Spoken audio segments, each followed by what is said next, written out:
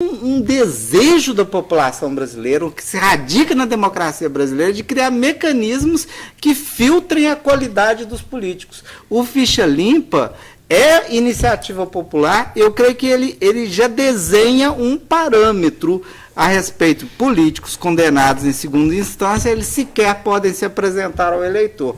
De alguma maneira, eu acredito nesse fórum. Tirando isso, evidentemente, denúncias de favorecimento de contrato, denúncias de corrupção direta em obras, esses vídeos que a gente vê a respeito que de vez em quando aparecem, todas essas questões têm que ser investigadas de forma policial. Agora, eu penso que hoje em dia demora para se afastar um político do cargo. Eu acho que eles deviam ser afastados do cargo praticamente assim que começam as investigações, para não atrapalhar. Depois, se as investigações não chegam a termo, eles devem ser reconduzidos. Pelo menos eu penso assim, para acabar com o cabo de guerra, né? Uhum. Orlando? Concorda com o Orlando? Eu já tenho um pouco de restrições a isso, dado a nossa cultura política, né? Porque sempre que você for levar em consideração apenas a efetividade dos procedimentos legais, jurídicos ou mesmo políticos, você pode cair numa falácia do linchamento político, por exemplo, né? É preciso essa noção de que os procedimentos jurídicos e políticos eles são um entrave ao jogo político ou mesmo ao andamento dos processos. Isso me parece que tem que ser tratado com um certo cuidado, porque senão nós vamos fazer a lei de Lynch, né? Nos Estados Unidos, o cara obviamente é culpado, ele matou, tem as testemunhas, vamos fazer o quê? Enforcá-lo em praça pública, daí a expressão linchamento político, linchamento criminal e assim por diante. Então, obviamente que é uma alternativa muito tentadora, mas precisa ver primeiro que ela vai surtir o efeito que ela quer, ela não vai o tiro sair pela culatra, e em segundo lugar, você fazer isso apenas nas instituições, me parece sem uma educação cívica, e, sobretudo, sem essa conscientização, me parece um pouco perigosa, porque você pode municiar, não é, um debate fratricida ou homicida no próprio campo político e praticamente tornar a política inexpressiva. Uhum. Aníbal? Que eu acho que a coisa no Brasil ela é muito lenta, né? Eu acho muita lentidão nessa discussão do julgamento político pelas autoridades. A gente acaba caindo nesses vazios e que a própria lei da ficha limpa, na minha maneira de ver, que é uma iniciativa fantástica, mas ela também, como boa parte das coisas que acontecem no Brasil, ela vem pontuar em questões de resolver problemas pontuais, sérios, mas você não tem uma cultura, você não tem uma tradição no Brasil, de modo a que esses processos sejam agilizados. Não sejam feitos a toque de caixa, não, mas que sejam agilizados para que o eleitor saiba, com base na ficha limpa, o que ele vai fazer. O que me parece que dificulta até a própria aplicação da lei da ficha limpa é essa morosidade nesses processos todos. O Zé Dirceu é um exemplo disso, que eu sempre volto nisso. Do Zé Dirceu, a minha opinião, é porque envolvia situação e oposição, né? O Mensalão não foi só na oposição, a situação também levou dele. Então fica difícil levar à frente. Então ele preferiu sair de cena, né, e preservou os que receberam o Mensalão, que comprovadamente receberam. Né? Mas aí continua o vazio, o espaço entre uma coisa e outra. Houve Mensalão em 2005? Continua havendo. 2005. Estamos em 2011. E ninguém foi condenado por aquilo, e a coisa existiu. É porque não foi um setor só, né, Aníbal? Sim, mas eu estou falando da agilidade dessa coisa. Não é interesse popular. Inclusive para a aplicação da lei da ficha limpa. Agora, eu estou lembrando, não é do assunto, mas pertinente. Você falou no Supremo. O Supremo agiu 2 pesos, 2 medidas. No caso Batista, por exemplo. Né? Ano passado ele foi pela extradição, mas deixou que o Lula resolvesse. No último dia o Lula não fica. Agora ele absolve o Batista. Dá para entender isso, Holanda? Nessa não dá para entender. Um homem condenado à prisão perpétua então, por crime, crime de morte, 4 mortes mais que ele. Agora dizer que é político, não dá para entender.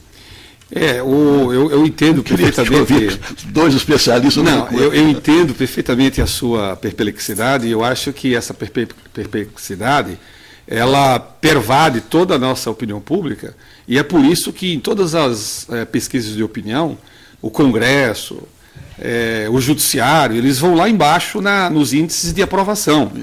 Mas, como analistas, enfim, especialistas, a gente precisa tomar um certo cuidado na nossa análise, né?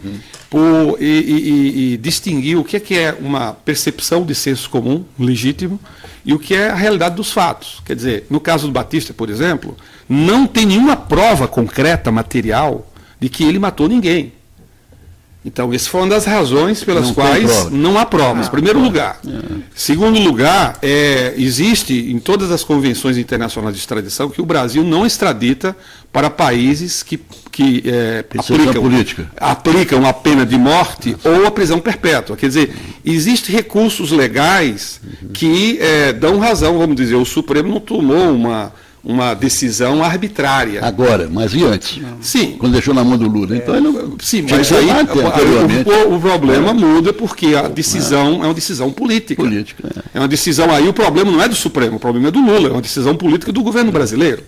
Então, a gente tem que diferenciar essas coisas para a gente não ficar no senso comum daquele impacto que muitas vezes é criado pela mídia, né, sem aquela penetração nos fatos, né? E então o Supremo aí me parece que não, absolutamente. Pois eu concordo, você esclareceu muito bem, eu não sabia desse pormenor, que ele não matou ninguém. Não há nenhum cadáver. Eu quero falar sobre isso. Não há nenhum cadáver. Eu quero falar sobre então que o Supremo justificasse isso naquele processo que ele passou por Lula a bola. Entendeu? Falaram, não houve isso. Não podemos devolver porque tem exceções, né? Não pode ser para prisão perpétua, nem para forca, nem coisa nenhuma. Explicasse isso. Maneira. Raul? Bom, em 2 pontos, né? Eu vou começar pelo segundo, que é o caso Batista, que tem 2 testemunhas oculares da morte, delação premiada, sim. O sujeito estava preso, aí ele pega e faz isso é legítimo. No Brasil que se diz, mas eles estão alegando que ele matou por delação premiada. É legítimo, delação premiada é legítimo. Você vai receber uma pena de 50 anos, a sua pena cai para 20 se você dando... E eles disseram assim, Batista, e todos os depoimentos convergem no fato de que ele realmente matou. Então, eu pessoalmente... De tudo que eu li, eu sou absolutamente convencido de que Batista matou as pessoas que servem, até porque no contexto da época isso era entendido como ação política.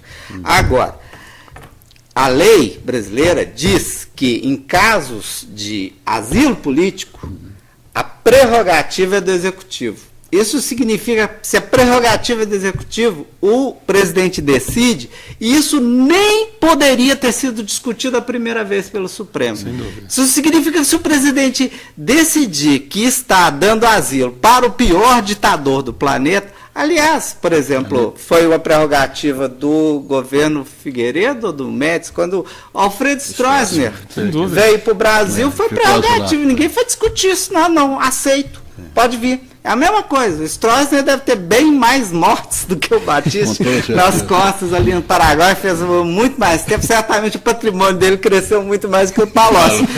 E eu me lembro que empresário lá em Uberaba ofereceu residência para ele e aquilo era normal, né? O lixo da história pode vir para o Brasil, não teve problema. Ele ficou preso durante 7 anos. Qual o motivo da prisão do Batista? 7 anos preso. Era exatamente. Então ele agora pode pedir indenização. Agora, o seguinte. Erradamente? Se o cidadão quer culpar alguém, culpe o Lula e culpe o Tasso Genro, porque foi a decisão. A decisão errada foi do Lula. E aqui o que o Supremo, que a maioria do Supremo reconheceu? Reconheceu a lei, o que está muito certo. Qual é a forma da lei? Asilo político é prerrogativa do Executivo. Ninguém tem que discutir. Se aparecer aquele ditador maldito lá da África que chegou aqui, bateu na porta da Dilma, posso ficar? E ela falar que pode, Olha, pode ser o monstro que for, a lei está dizendo que ele pode. Quando a gente vota no presidente, a gente está dando para ele a prerrogativa de... Então isso é legítimo, por mais absurdo que seja. Agora, eu vou voltar... Eu acho que ficha limpa é a criação, é o começo dessa cultura que nós estamos falando. Uma cultura se forma no tempo.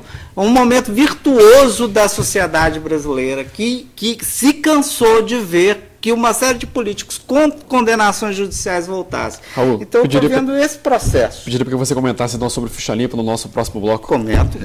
Voltamos já. Passa muito depressa.